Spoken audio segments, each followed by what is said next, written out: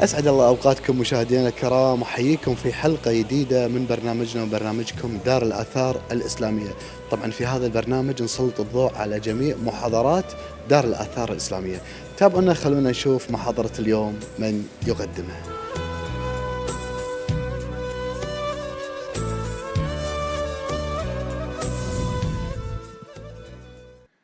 Friends of the Dar, ladies and gentlemen, good evening.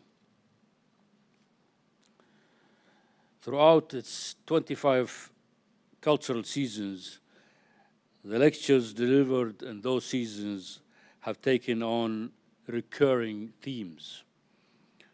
Lectures given, for example, from the Dar's sister museum, the Tariq Rajab Museum in Kuwait, have evolved into the yearly Tariq Rajab lectures, delivered as the inaugural lecture of every cultural season.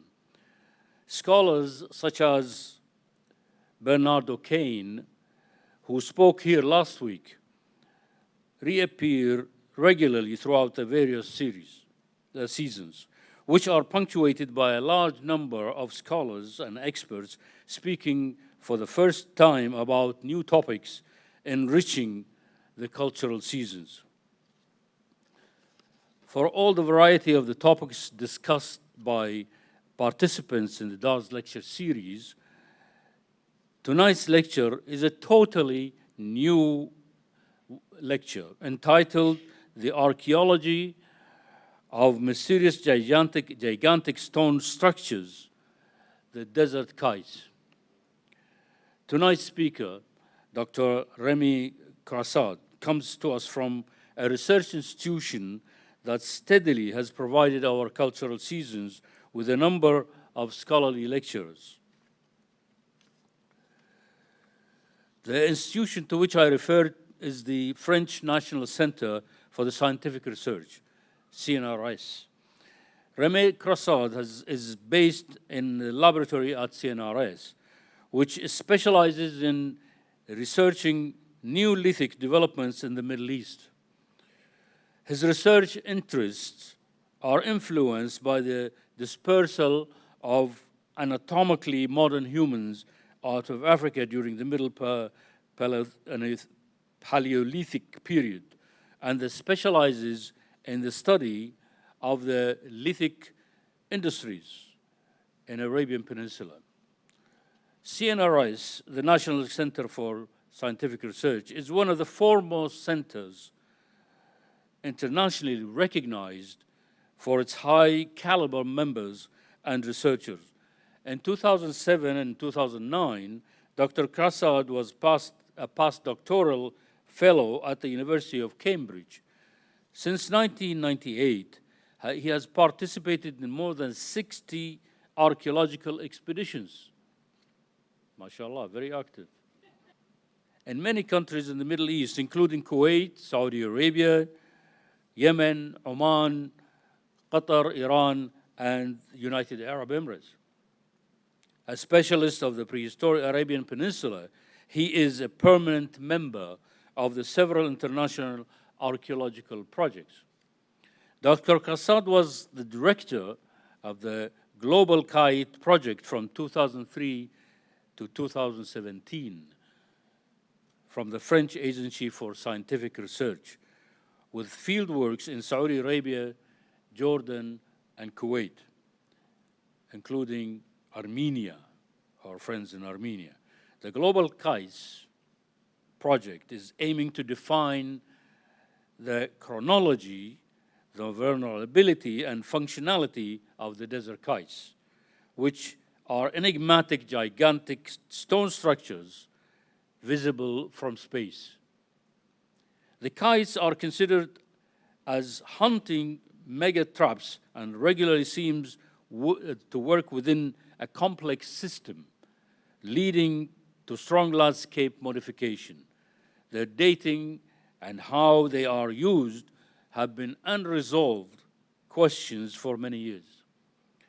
The project is then proposing an interdisciplinary approach at the crossings of anthropology, Another aspect of the project is the study of kite distribution from Arabia to Mesopotamia and to Caucasia to the Aralu-Caspian zone.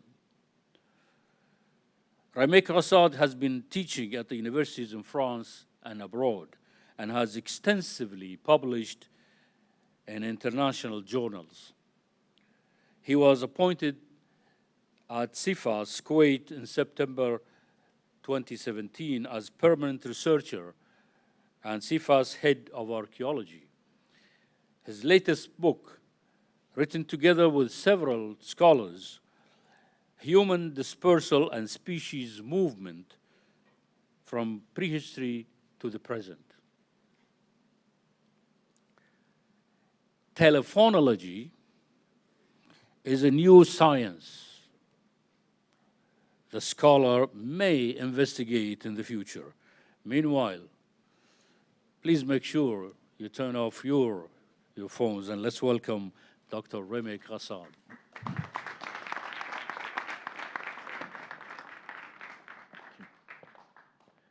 Thank you so much.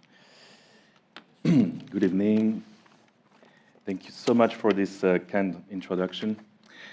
And thank you so much to Dar al-Athar al-Islamiyya for the invitation and the very generous and friendly welcome for this lecture about archaeology, about a topic that tonight is a bit different from Islamic studies or Islamic archaeology, but I will speak about a very new field of research, symbolized by these strange, gigantic archaeological structures that we call desert kites. Most of you never heard about them, and it is pretty amazing to say that it is such a new topic that most of archaeologists never heard about them too. So why that, and what are they first? First, they were found in the 1920s, so about 100 years ago, by the British pilots who were flying over the Syrian and Jordanian deserts from Cairo to Baghdad. And they found, they were observing that kind of very strange structures only visible from above, only visible from the air. They didn't know what they were. It was very strange. Maybe some fortresses, some dwelling structures, some corrals to gather animals, domesticate animals, maybe traps for wild animals. Nobody had really any idea. But they came with the name of kites. They called it the kites from the desert kites, because to them they were looking a little bit like kites, flying kites. Flying kites, this is an example of a kite from the air, from an aerial picture. And there are specific characteristics to define a kite. So you have always these convergent lines that can be extremely long, minimum about 100 meters, and they can be as long as 6 kilometers. So it's even longer than the famous Nazca lines that maybe you know from Peru. And they are all over the desert in many regions, as you will see. These lines go to an enclosure that can be extremely big, and with an average of 1 hectare. And all around this enclosure, you have these little rooms, like this, here and there, that we call cells. And we had no idea what they could be. You can observe also very often complex topography, which means that the relief, the land is really, it's on purpose, that people really built these structures on a specific environment, so you do not feel inside a closed structure. It's so big that you cannot really see the walls all around, and you cannot see how it's organized from the ground. So actually, to understand the kites, we're using real kites, and we're putting cameras on it, so we can make these very great pictures, very fantastic pictures of them. So you can see one example of this aerial picture of a kite made with a kite. And you can see all these cells around the structure, and you can see that the shape of the kite can be very, very different. Here's another example. To give you the scale, there's a car here and some tents. That's where we were camping for doing our excavations last October. But from the ground, that's what you see. So it's not so impressive. It's just very tiny walls, sometimes some walls that can be 80 centimeter high.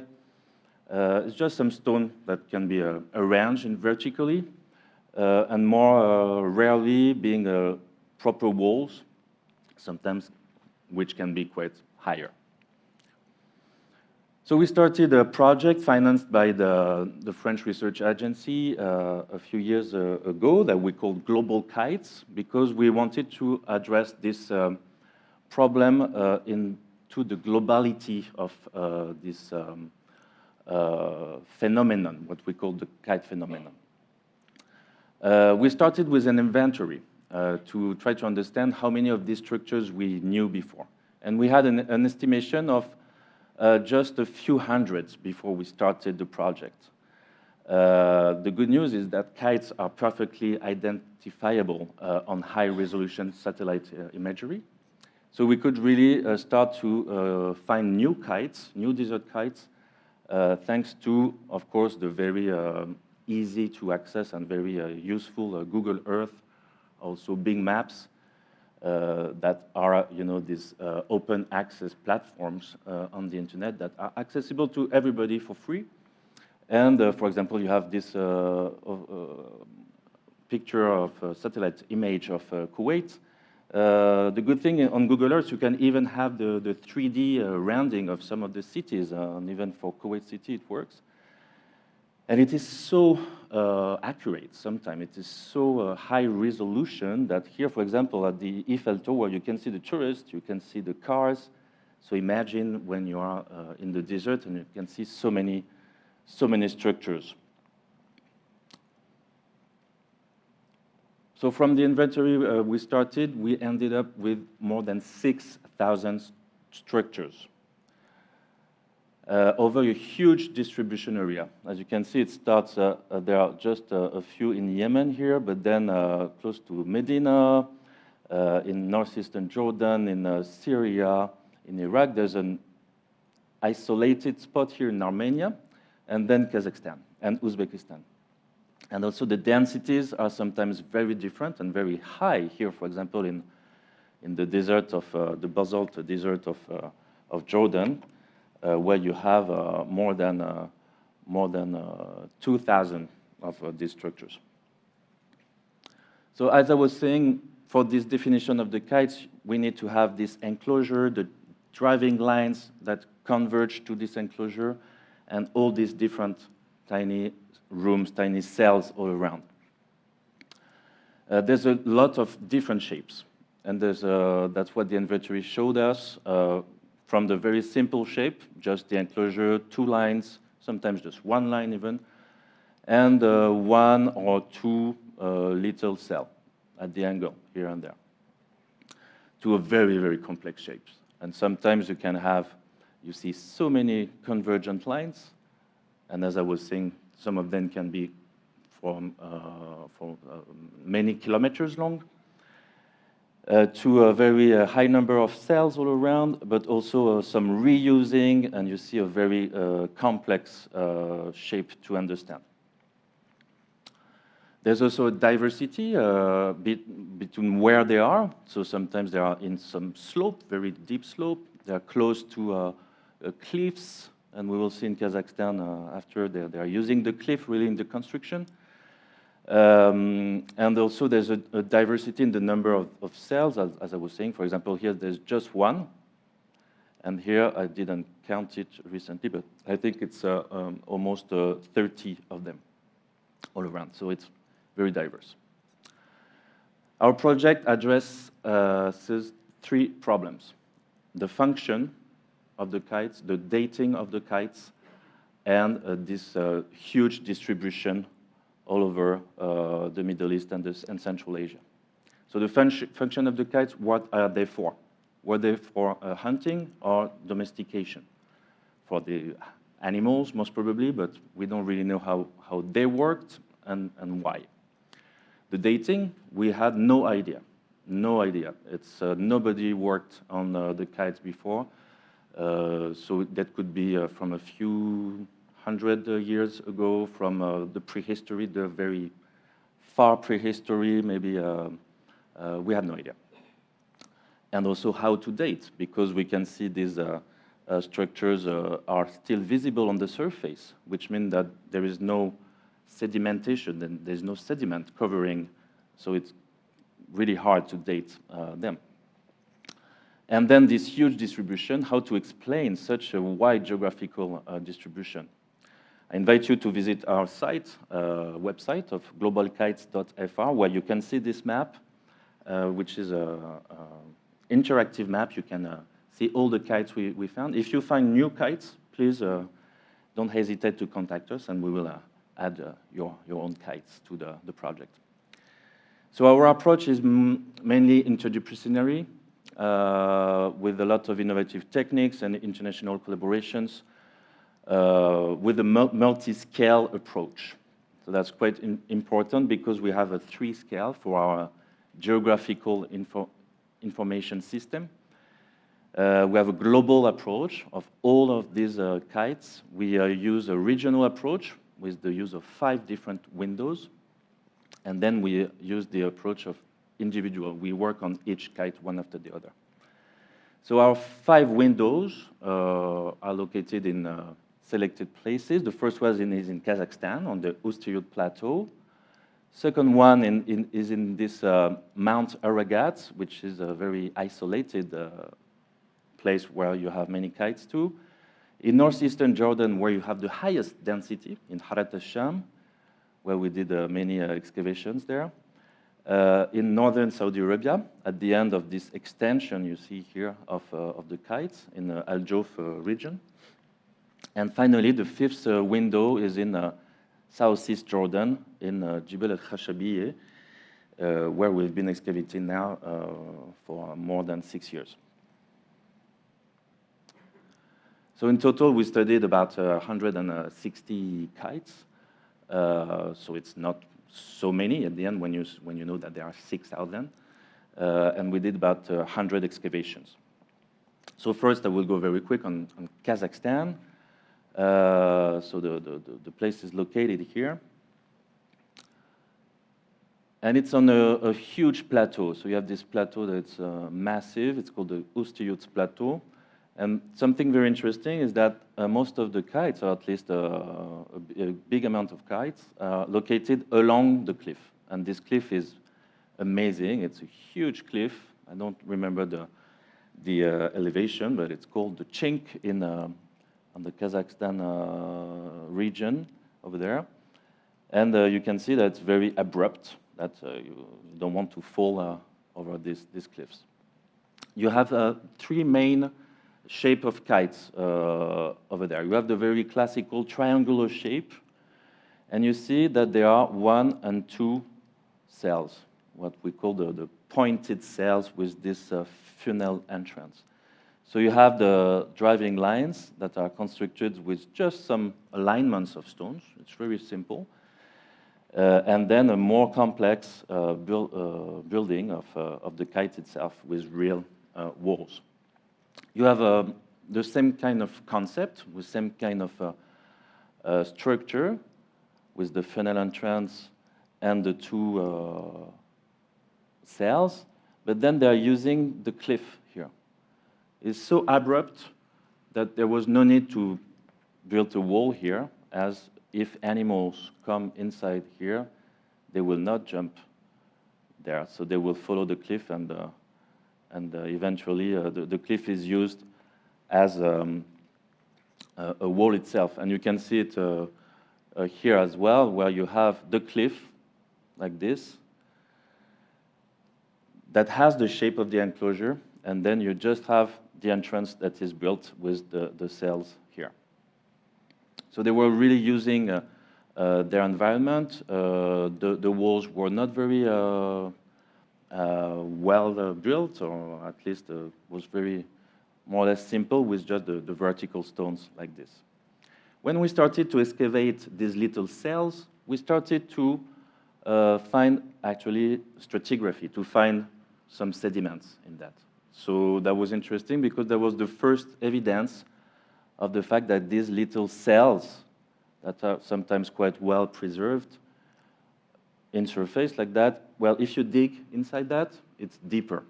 So it's something that was already dug before. So we had the first evidence that these cells are in fact pits. In Armenia, so that was very interesting because this place is totally isolated compared to the other big areas of kites. It's another landscape with a lot of volcanoes and a lot of volcanic rocks and a lot of vegetation as well still now. But you have a gigantic structures. It's even bigger than the one we saw in Kazakhstan, and the blocks are enormous. We started to dig also in these little cells, and we found the same. We found that these little cells, that here you have a very good example of one with the wall that is still very well preserved, almost up to 2 meters high. Well, if you dig under this, it goes deeper, and it can go very, very deep. In Northeast Jordan, and this is somewhere we did even more excavations and more work, you have a huge density of kites. It's amazing. And then we selected a window here, a sample, of exactly 522 kites inside this sample. And what is very interesting, so you have this window here. What is very interesting is that all these kites have the same orientation. So the green arrows you see, it means that the kites are oriented like this, to the east. So they are all aligned, you see. Sometimes really clearly as what we call chains, because they are really integrated one to the other, you know, linked one to the other. And you can see really barriers like that of lines. Just to give you the scale, I forgot, I'm sorry. This length is 130 kilometers, and this is about 40 kilometers. So it's huge, and you have 522 kites here. I think there is, here, this one is one of the kites that has more than 6 kilometer driving lines. All the kites are even linked one to the other with some other walls. So it adds some other complexity. So you see the light gray walls are even completing and adding the complexity of all these constructions in the desert. There are a lot of superimpositions, as you will see here, for example, and even unfinished projects, which is very interesting because, for example, here, you see the construction of some walls here, but not the cells in between. And so they moved the place a few meters away, and they constructed a huge one, complete with all the cells. Same here. They started to build here the walls, but not the cells in between, and then just move a little bit to build a complete one here. So sometimes it's very strange. It's very weird because it demands a lot of work, a lot of communal work. But at least on all these examples, we have indications for a relative chronology. That means that this phenomenon, this use of the kites, was most probably over a long period of time. Here are some examples of kites with kite photography. So you see the complexity of the walls, and they are still quite well preserved. And then again, we started to excavate these cells all around. This one, to give you the scale, there are 2 people working in it. And what are they doing? They are finding very interesting pits again, that are the real trapping pits. That's where animals were trapped all around these kites.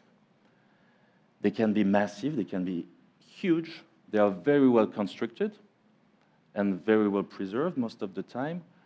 Here you can see extremely well preserved trapping pits. Now we call them trapping pits rather than cells. And as I was saying just before, we find exactly the same everywhere. We find the same, so I would not say on the 6,000 structures because we haven't excavated all of them, but at least on our 5 windows samples in Armenia and Saudi Arabia, in Kazakhstan, and in our 2 regions in Jordan. Here in Armenia, just to give you an example, this exact trapping pit is 4 meters high. So it's a little bit twice my size. So it's very, very, very high, very deep. And you can see the huge blocks that were used to build them. So you can imagine the amount of work to construct all these walls and then to dig all these pits. So how it worked? So as we were saying, they were building the walls first before digging the pits. Once you have all these pits dug, because you have all this orientation of the kites that were more or less the same, maybe most probably hunters or trappers were waiting for the herds of animals coming from the migration routes, and they were, knowing very well the migration routes of the animals. So, for example, in Jordan, it's most probably gazelles. Gazelles were coming at a specific time of the year. There's something we don't know, and we will probably never know, is how they were really convinced to go inside, but most probably they were convinced to go inside, close to the pits, and then, unfortunately for them, being trapped and being killed. So we did many other excavations just to give you an idea also of the complexity of these chains again. So we excavated on all of these kind of kites. This one is a huge one. To give you the scale, that's a road. And there are people working here and there. You saw this picture before. So that's how we were working, really excavating on these different trapping pits. Here there's a car to give you the scale again. That's one of the kites you were seeing on the satellite picture, with a little shape of a broccoli or a cabbage. And here are people working here. Some other interesting also tip of cells that are extremely elongated, and once again they are also very deep. You can imagine the amount of work again for that kind of space, kind of surface. Another window of work of our sampling is in southeast Jordan. And here we found extremely interesting aspects of the kites, because we found not only kites, but also the dwelling sites of the kite users. So that's extremely interesting. We were just before here, this big window I was showing you. Now I will show you here a very isolated, you see, from the huge area full of kites here in the northeast Jordan, southern Syria. Here you have one isolated spot with just 8 kites. And the 8 kites are along a cliff like this. The kites are in yellow on the map. And there are just 8 of them organized as a chain as well. And as we can see, being oriented to the east. They have a very specific shape. The very specific shape with a wide opening on the plateau. Then you have a first slope break. So the slope is really, the landscape is really changing. Then you have a long and narrow corridor that does a turn to an enclosure like this, after a second slope break. On the field, you see it's very light. You cannot see much. What they were using there, here it's full of black rocks. It's flint.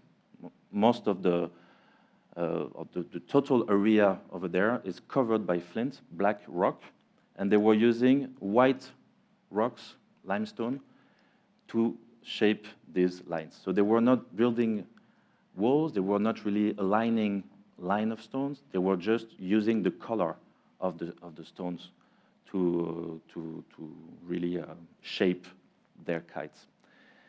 It's very difficult to see anything on the ground, and we were very dubious to find anything there. But after the excavation, it was once again extremely well preserved, extremely well constructed. Even you see with the huge use of the use of big stones at the base that are being arranged vertically, and then a very well, not very well, but more or less well constructed wall. And with a total height, total depth of 2 meters and 20, so that's once again quite deep trapping pits. Close to each of these kites, so with the 8 kites, we found 8 sites.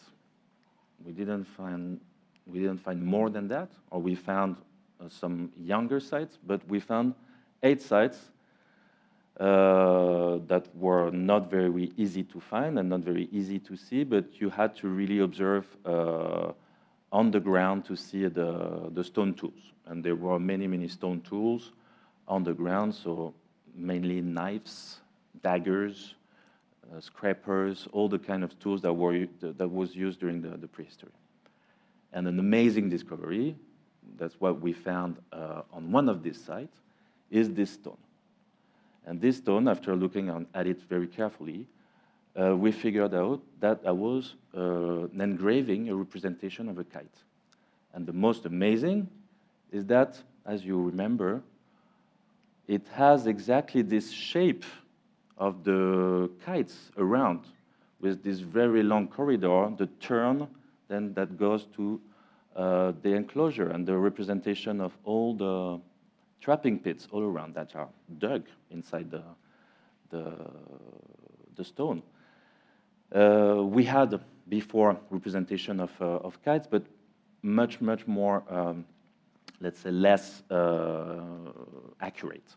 This one is almost to scale. It's so accurate. Then you have also a symbol here, with you can see also these little chevrons that may represent something. It's a symbol. It means something. We don't know what, but that's exactly at this moment, at this location where you have this slope break. So that might be maybe a topographic symbol, maybe one of the very first in human history known until now.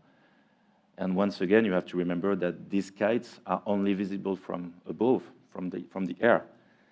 So as they had no plane, no kites to take pictures or anything, these representations are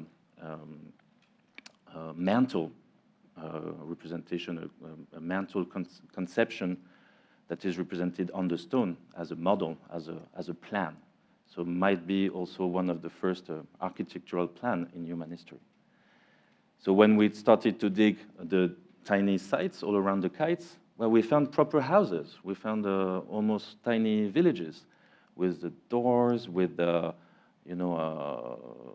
hearth everywhere, fireplaces, a huge amount of stone tools and, for example, stone vessels that were used during the prehistory, all kinds of weapons, like arrowheads, these strange, maybe boomerang-like stones. So that was extremely rich. And on one of the other sites, close to the kites, so this site P52, that was nothing was really visible also from the ground. But then we started to do a little sounding, and we saw that there were some structures. But what really was interesting for us is to find that on the surface itself, we could find bones of gazelle bones all over the place. So we stopped that there and wait for the next season of work, where we actually found a huge, tiny village of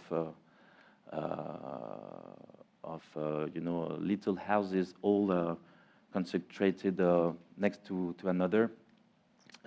Big fireplaces everywhere, and also a very, very big amount of sound. So about 1.50 meters to 2 meters of sound that is all burnt, and mostly all with gazelle bones.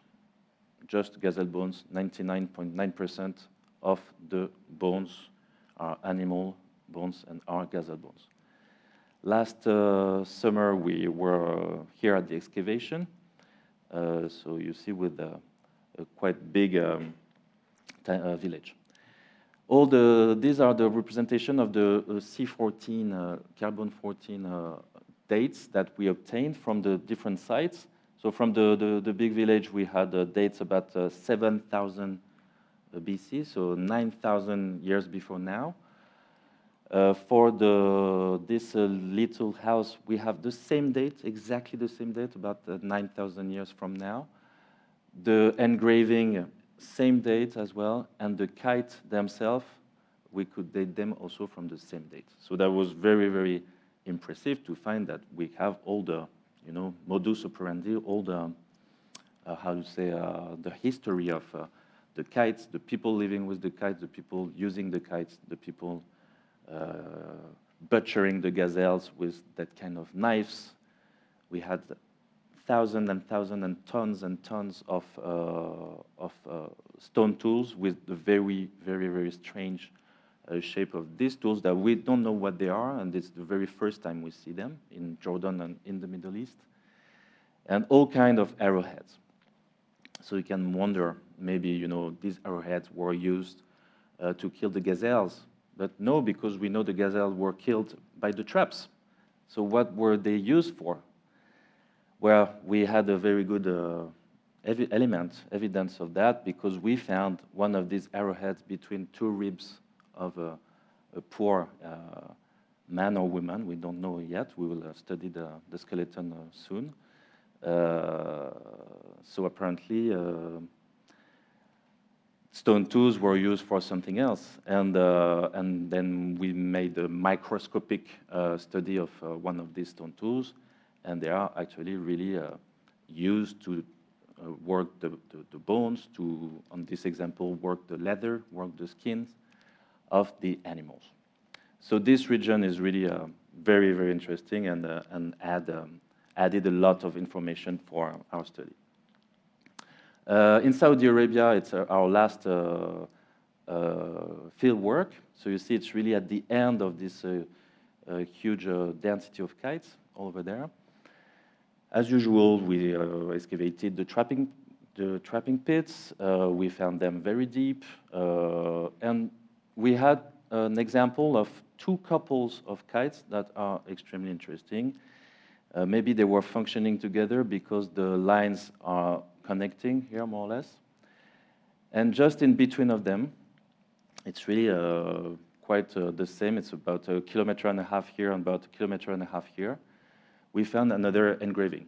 So the first one I showed you from Jordan is about this size. This one is about, it's very, very big. You can't move it. It's on a huge block. And this other engraving shows what? Shows two kites, a couple of kites. Here, you don't see very well. The second one is very eroded. But at least you can see this one, so that's some other pictures. At least you can see this one with the trapping pits. Here there's one that is on the edge of the rock. Here there's another one, here. If you compare it to the map of the kites around, when you make a very, very close comparison, you can see that it's more or less exactly the same as the one represented by the engraving. So once again, it's the representation of a neighboring kite structure that is only visible from the air. So it's another evidence that these engravings, these drawings were made by the people who were using the kites, who people who invented, who were the architects of the kites.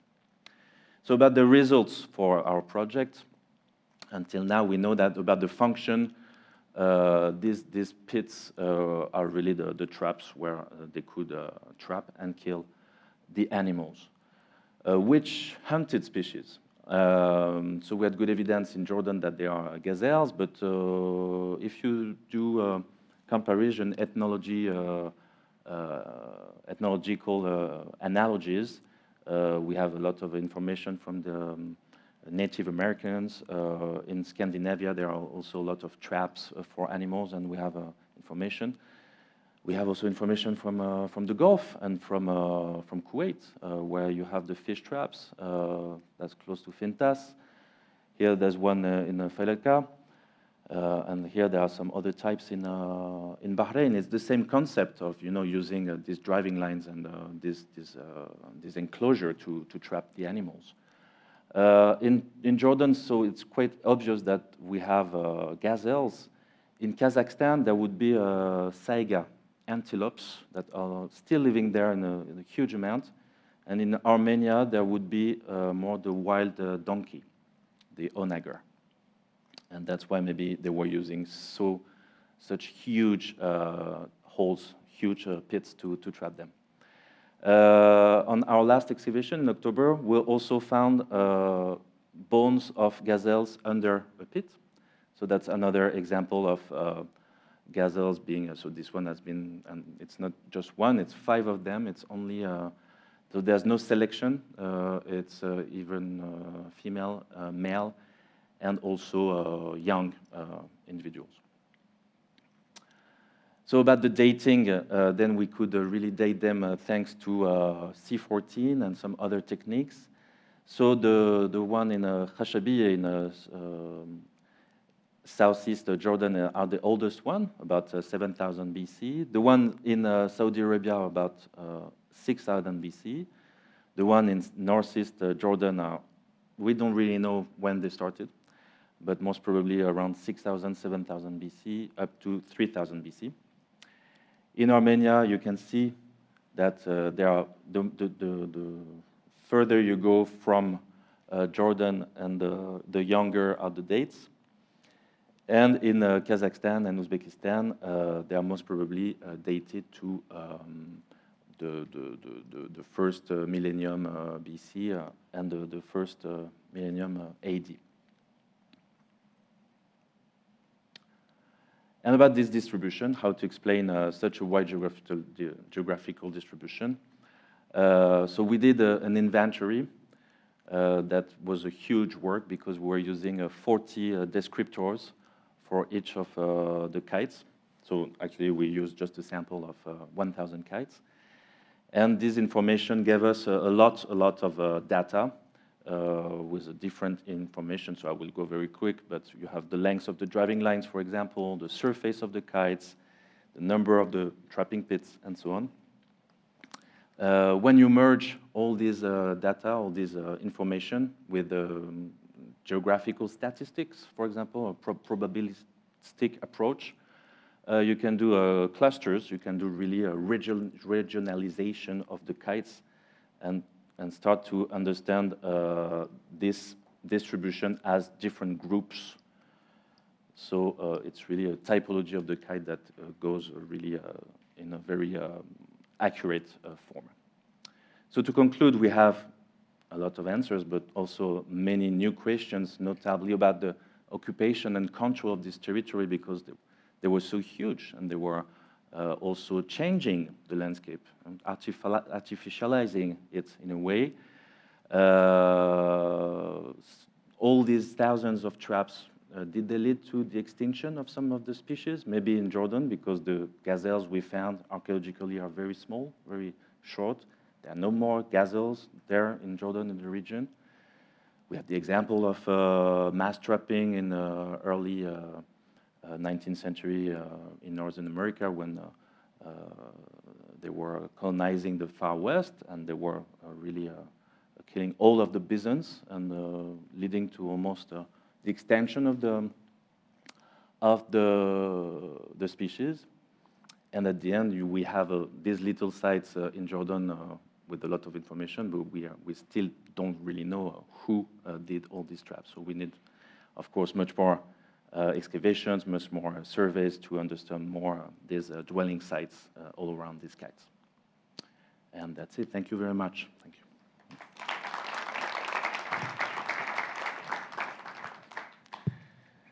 Dr. Karsal, thank you very much for this very interesting presentation. Definitely we hear this for the first time. So with your permission, I'll open the floor for discussion. See who wants to ask a question. Doctor, there's no written records of this mention of this type of structure in literature, ancient literature, or? Yes, there are some mentions from the travelers. Some of them they are German. There are also in the Arabic literature in Yemen, for example.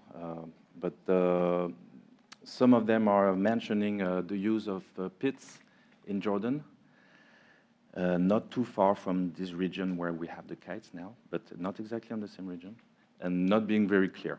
So we know that pits are being used, forever and still very recently to hunt and to trap, but they don't mention that as kites properly. Any calculation of the manpower needed to create these structures? Not yet, and it's quite hard to know because we need to know the size of the group itself, maybe before, and but that's something we will do, of course, to try to understand. We have another question here. I saw a hand here. Yep.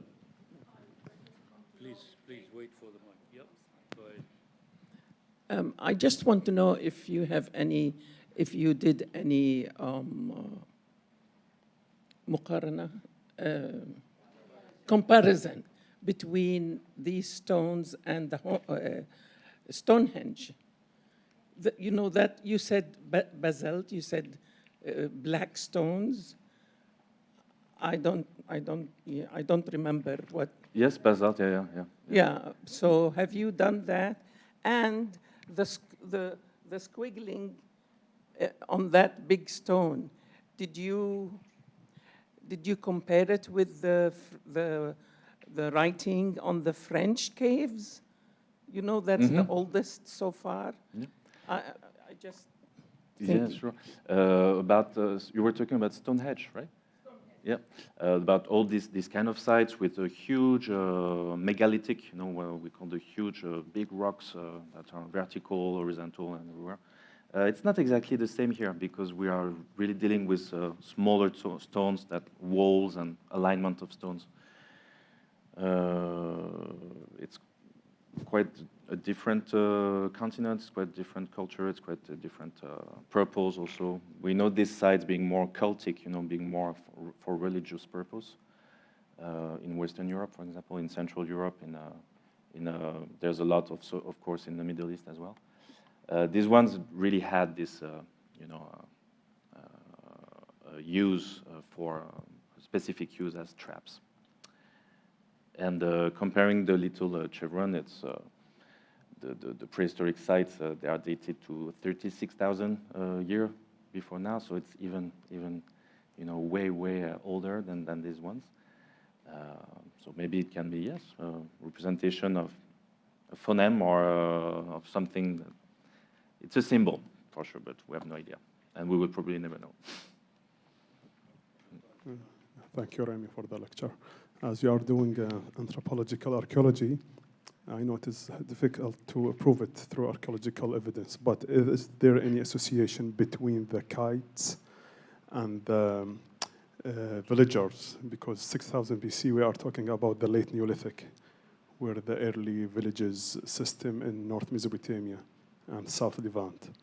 So is there any association between those killing sites like kites and the authority or the early villages in the region?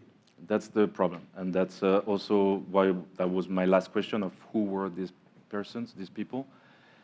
Were they really hunters that were, a full-time job is trapping and being in the desert and being specialized? Or were they people from these big villages, these big Neolithic villages from the mountains, mostly in Syria, in Jordan, in Lebanon, in Palestine, in Mesopotamia?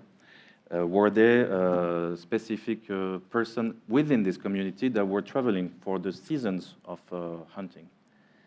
This we will know because we are going to do isotope analysis. So we are going to work on the origin of the gazelles. So we're going to know from where they come exactly and which geological origin they are. And we are going to work on the skeletons we find of the people also. This skeleton we found, we will be able to know if this person came from the mountain or were more used to be constantly in the desert area.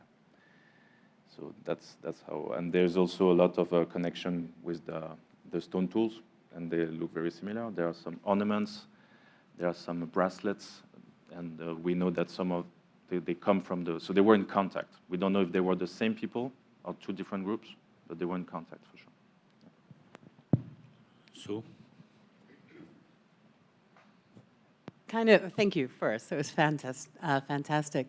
Continuing on the same trend, do you have any hypothesis about migrations that would have caused the kites to go from the Middle East up into Armenia and then up into Kazakhstan?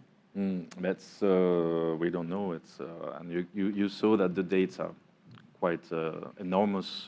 It's a huge range. So chronological frame. So there must have been some kind of a connection or some cultural contact, between these regions at certain times, like traditions being, or sometimes maybe that can be some evolution, some invention, convergent inventions, that the same invention happens in a different time, a different place.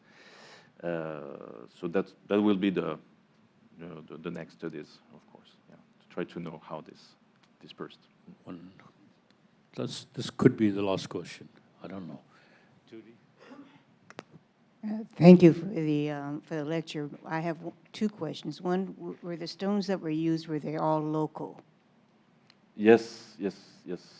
And the other one is because they were situated facing east, is the implication then that whatever animals they were trapping were on some type of migratory route going from east to west? That's something we don't know because there's no more animal herds migrating nowadays in Jordan. That's something we do know in Kazakhstan because there are still antelopes there, saiga, and the migration routes are very well known.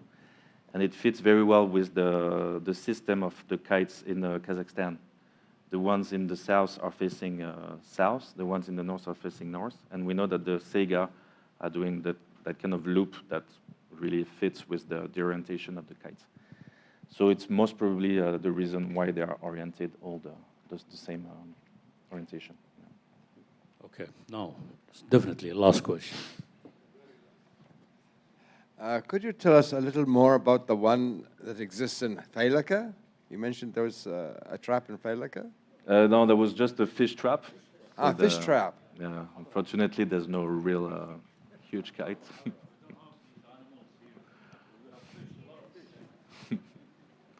Dr. Krasad, thank you very much. Thank you so much. Thank you. Thank you. Thank you very much. Well done. وصلنا معكم أعزائي المشاهدين إلى ختام حلقتنا. أشكر كل من يعمل على قدم وساق لإنجاح مثل هذه المحاضرات، والشكر موصول لكم أعزائي المشاهدين على حسن المتابعة، ونشوفكم في حلقة جديدة ومحاضرة أخرى إن شاء الله. مع السلامة.